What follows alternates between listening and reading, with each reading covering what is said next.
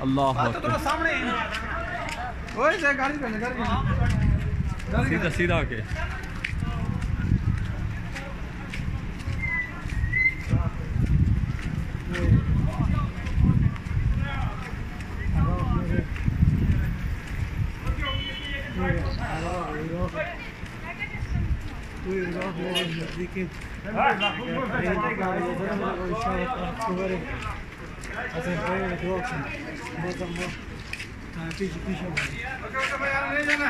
बहुत दूर है, तो लगेगा इधर है, बहुत दूर है।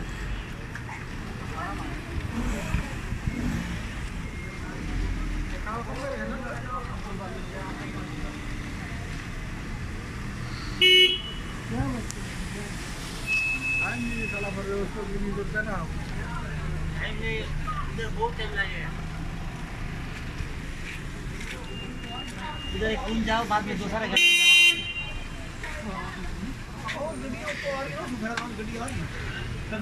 नहीं तो गड्डी खड़ी है ना, वो गड्डी खड़ी है नीले रंग की, नीले रंग की गड्डी खड़ी है वो जिधर वो आ रही है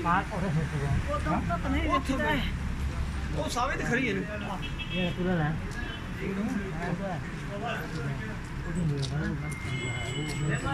उत्थे जाना ना सजाद साहब।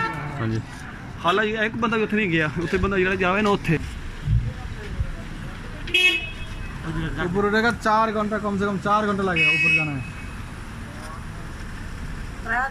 बुखार ही है यार जो जानता ये तोरा इतने का क्या हो गया